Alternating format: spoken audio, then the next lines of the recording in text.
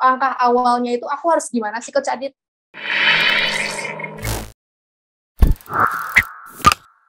Aku mau tanya nih pada teman-teman Bapak Ibu semuanya di sini yang udah join di webinar ini. Ada nggak sih yang sedang menjalankan bisnis, terus ada pertanyaan-pertanyaan nih, boleh banget nih mumpung Coach Aditya Amijaya siap menjawab. Nah, mungkin kepada Bapak Ibu yang ingin bertanya, boleh banget. Oke, Coach Adit, aku sambil nunggu ya pertanyaan dari teman-teman yang gabung di webinar hari ini, aku mau nanya kepada Coach Adit. Berarti kalau tahap pemula berbisnis itu selain dari marketing, itu terkait dari nge-branding produknya atau gimana sih, Coach? Oh, tentang marketingnya? Iya, karena kan misalkan aku baru mulai usaha nih, tadi kan Coach Adit bilang harus ditekankan kepada pemasaran gitu kan ya, marketingnya. Itu langkah awalnya itu aku harus gimana sih, Coach Adit?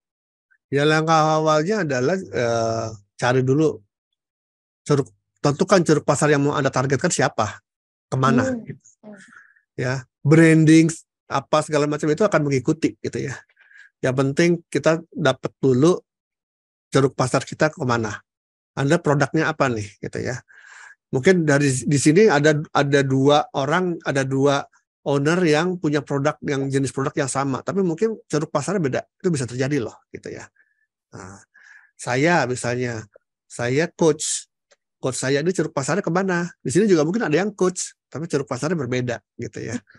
Nah, ada yang jual apa? Gorengan mungkin gitu ya. Gorengannya mau ceruk pasarnya kemana gitu ya. Jadi bahkan produk-produk yang sepertinya komoditas itu bisa loh dibuat ditentukan ceruk pasarnya gitu ya. Misalnya sembako itu kan komoditas ya. Misalnya jual toko yang menjual bawang merah atau bawang putih aja gitu kan, itu bisa mentargetkan ceruk pasar yang berbeda gitu ya. Di pasar ya, dengan yang di swalayan atau supermarket ya, itu ceruk pasar berbeda, padahal produk yang dijual sama komoditas gitu ya. Ya. Jadi pertama saran saya adalah betul-betul memikirkan dulu ceruk pasarnya apa ya. Kemudian baru tentukan bagaimana strategi marketing yang tepat yang bisa meleverage gitu ya. Orang-orang yang tertarik dengan Anda gitu, dengan produk Anda itu. Gitu ya. Caranya bagaimana Pak untuk bisa menentukan ceruk pasar kita gitu ya. Teman-teman yang sudah jualan, yang sudah berbisnis tahun lebih gitu ya, tentu sudah ada kan populasi atau data customer Anda gitu ya. Nah, customer Anda ini coba deh secara statistik dilihat gitu ya. Mereka itu kategorinya yang seperti apa kebanyakan rata-rata gitu ya, atau yang mendominannya gitu ya. Nah, dari sisi usia mungkin, dari sisi jenis kelamin, dari sisi pekerjaan yang mereka ini gitu ya, dari sisi lokasi, dari sisi macam-macam. Anda bisa kategorikan bermacam-macam nih gitu ya. Karena mungkin setiap industri atau setiap jenis bisnis itu beda-beda kategorinya gitu ya. Ya, yang saya sebutkan tadi itu yang umum gitu ya. Mungkin ada yang lebih spesifik lagi gitu ya. Kalau kita korpora ya tentu sampai kategorinya sampai ke perusahaan industri apa yang biasanya yang cocok dengan kita gitu, yang sering repeat order sama kita. Itu menunjukkan bahwa ya itu adalah ceruk pasar kita gitu. Gitu ya. Itu yang sudah berbisnis setahun lebih gitu ya. Kalau yang masih nol, masih belum sama sekali, lebih gampang lagi. Kalau itu mah tinggal tentuin aja Anda maunya apa gitu ya, sesuai dengan value-value Anda sebagai penjual, sebagai pebisnis gitu ya. Gitu ya. Anda tentukan sendiri aja ceruk pasar yang mau Anda targetkan produknya gitu ya. Tentu harus yang masuk akal ya produknya. Kalau obat anti jerawat ya tentunya mau nggak mau adalah kepada orang yang sedang jerawatan. Kan nggak mungkin Anda jual kepada orang yang sedang sakit encok atau nggak cocok gitu ya. Ya, jadi tetap ditentukan sesuai dengan yang masuk akalnya dan Anda sendiri value-nya gitu ya. Anda, saya senang dengan dunia anak muda misalnya. Anda bisa kemas produk Anda ya untuk mentargetkan dunia anak muda gitu kan. Contoh gitu. Value Anda, saya ini saya kan ibu rumah tangga, pergaulan saya dengan ibu rumah tangga gitu misalnya. Ya udah, itu misalnya itu menjadi target market Anda ya. Anda tinggal bagaimana meleverage produk Anda ya agar bisa tembus ke market itu gitu, ke anak-anak ke ibu-ibu itu gitu. Ya, jadi nggak sembarangan lagi, nggak serampangan lagi gitu ya. Ya, saya sih maunya semuanya coach gitu, semuanya beli. Ya iyalah, saya juga mau gitu kan. Bisa gitu ya, bisa aja kita bisa mentargetkan ke seluruh Indonesia. Ya, tapi dananya gede gitu kan. Budgetnya gede. Yang bisa ya perusahaan-perusahaan multinasional yang sudah besar gitu, yang sudah nasional dan atau multinasional. Contoh yang iklan-iklan di TV gitu kan. Produk-produk consumer goods di TV itu mereka menjangkau seluruh Indonesia dengan target ke semua orang. Itu pun tetap aja mereka ada target marketnya gitu ya. Sabun aja, sabun Lifebuoy dengan sabun apalagi gitu ya, yang lain gitu ya. Apa yang biasanya sabun Dove misalnya, itu kan target marketnya berbeda gitu. Walaupun menggunakan TV gitu ya. Jadi tetap aja mau nggak mau mereka juga harus mendapatkan target market tertentu gitu ya. Nggak bisa semuanya juga gitu. Ya paling tidak 80%-nya lah. Gitu. 20%-nya ya orang yang mau coba-coba beli dari target market yang berbeda bisa aja kan gitu ya. Bisa terjadi gitu. Jadi itu sih ya, yang pertama fokus ke bagaimana bisa menentukan target market dan fokus meleverage strategi marketing Anda gitu. Itu dulu sih, karena ya di bisnis di awal-awal itu kan survival dulu ya. Lagi merintis-merintisnya gitu ya Coach ya. Pasti kadang kan juga banyak ya, khususnya saya gitu ya Coach ya.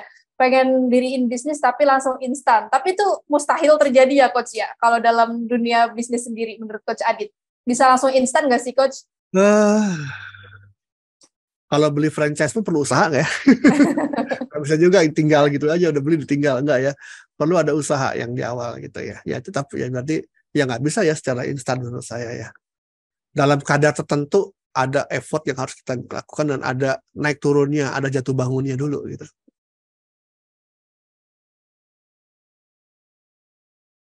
Ya jadi intinya adalah ya bagaimana tahu sih apakah strategi leverage kita itu berhasil.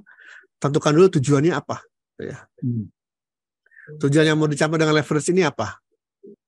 Jadi bukan hanya untuk Pak Yulian ya, tapi yang lain gitu ya. Jadi kalau katanya leverage itu apa? Lupa bahasa Inggrisnya. Bahasa Inggrisnya apa Coach? Leverage itu? Daya ungkit. Gitu ya. Daya ungkit teman-teman Bapak gitu ya. Strategi daya ungkit Bapak itu berhasil atau enggak kalau dengan menerapkan itu daya apa ya? Maka goal Anda atau target Anda tercapai. Iya. Itu adalah kebetulan saat ini kan saya baru pakai WA group Coach, nggak bisa nyetok barang kan. Baru media sosial WA group, nggak kayak di Shopee kan harus nyetok barang. Jadi yang jadi seller kan kita kan WA group aja, jadi di produsen langsung ngirim kan, nah, kayak gitu. Dropship nanti di seller kayak gitu ya. Udah berapa tahun berarti Pak menggunakan cara ini? Masuk 20, 1, 2, masuk 4 tahun mungkin ya. Wow. Oke. Bagus ya, sudah melewati 2 tahun pertama, 3 tahun pertama. Iya, saya kan ikut ini, kata Jack Ma kan, orang terkaya nomor 10 besar di China. 3 tahun pertama dia 0 rupiah penghasilannya. Ya, makanya terbiasa nih 3 tahun pertama ya. Iya, dia 0 rupiah. Saya nggak 0 rupiah benar setiap tahun Coach, ada benar. Terus aja, terus ikutin dia ya. Iya. Mudah-mudahan nanti bisa sampai 5 tahun, 10 tahun Pak ya. Iya. Ya, karena menurut survei juga apa yang ngomong ya, Brad Sugar atau siapa gitu, atau Jack Ma juga kali yang ngomong ya, 80% bisnis itu akan tutup dalam 10 tahun pertama gitu ya. Mungkin orang udah bosan lihat yang dikit. 10 tahun yang kedua dari 20% yang survive itu 10%-nya akan tutup juga gitu. Jadi betul-betul di sini butuh leverage ya, karena 10 tahun itu pasti setiap tahunnya itu perkembangan zaman berubah gitu ya. Zaman tuh selalu berkembang dan berubah. Butuhkan leverage baru yang terus ditingkatin gitu ya. Jadi inovasi di sini ya. Menerapkan leverage yang berbeda-beda setiap zaman itu kan namanya inovasi juga tuh ya. Artinya itu penerapan dari inovasi. Nah, Pak Yulian tadi bisnisnya apa? Online ya? Online. Oke. Jualnya apa? Macam-macam, ada buku, ada buku Islami, ada buku umum. Terus berkembang-kembang elektronik juga kan, kayak mesin cuci, AC dan segala macam. Kan banyak aplikasi apa untuk reseller nih. Saya join juga Wow, keren tuh ya. kayak gitu. Mudah-mudahan kalau saya ke Palembang bisa ketemu ya Pak Yulian. Insya Allah, Coach. Iya, Coach. Insya Belajar Allah. juga, Coach. Oke. Oke, Coach, itu aja, Coach. Terima kasih. Ada yang